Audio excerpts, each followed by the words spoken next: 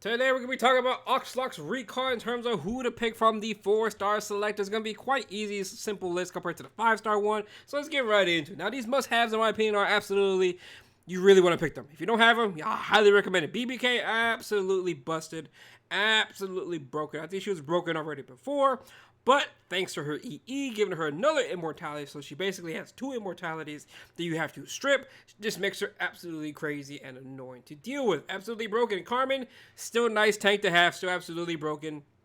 I do highly recommend gonna have her. She's pretty much just a tank. Do keep that in mind. Best set, protection set with immunity. Very, very nice. Next is gonna be B-Dom, Bunny Dom. She's very, very good for cleave as well. She also nullifies DDR and Monk. If they do have an extra turn, she is pretty much a must-have pick in terms.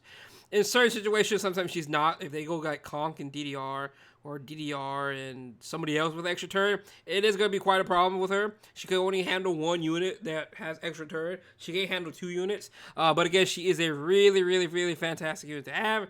And again, her SA3, attack buff, push. Very, very good.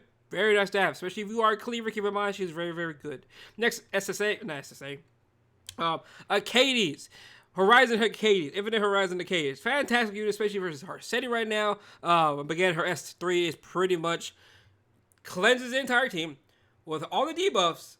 But with how many debuffs they got, it is transformed into buffs. But the buffs are all random. So it's RNG. Right? But again, she clears all debuffs and gives them buffs. Very, very good to have. SA2 is good. S2 is going to be pretty much a push up. Very, very nice to have. Again, I think she's a fantastic unit. Again, it is RNG because obviously you don't know what you're going to get from the S3. But again, I think nonetheless, I think she's great right now, especially into Harsetti. But do keep in mind, Harsetti is still probably a problem as they are full effectiveness and crown builds. So obviously, again, you could get stunned even at 350 ER. Just be very careful. You may get gear gap when it comes to ER and effectiveness. So always a icky situation when it comes to doing that, right? But do keep that in mind. Next is going to be Wanderer Silk.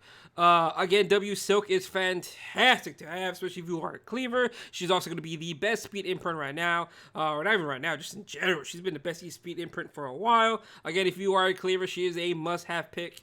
Easily, hands down. Same thing with Watcher Shuri. Now, Watcher Shuri is not really for RTA, in my opinion. The only time you really use him is he is for cleaving, but he is mainly for arena cleaving. I really don't see people pick Watcher Shuri for RTA. The only reason you do pick Watcher Shuri is for the speed imprint. Otherwise, yeah, the only time you really do see him cleave is inside arena. But again, he is a PvE god with Straze. If you pair both of them together, they can pretty much destroy every single hunt. I upload all the videos of 100% hunts pretty much with Watcher Shuri and Straze every single time.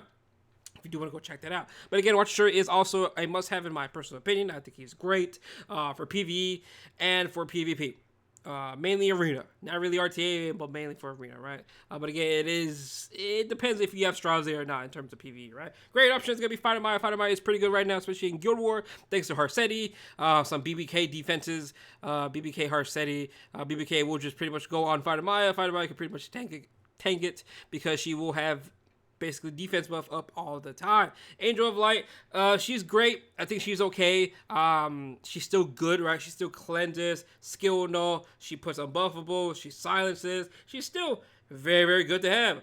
Another great option is going to be Broman. Broman is very good still, especially right now with Harsetti. You pair both of them together, kind of annoying because Broman can pretty much episode crown everybody, and it's just disgusting, especially with the defensive break on the S3.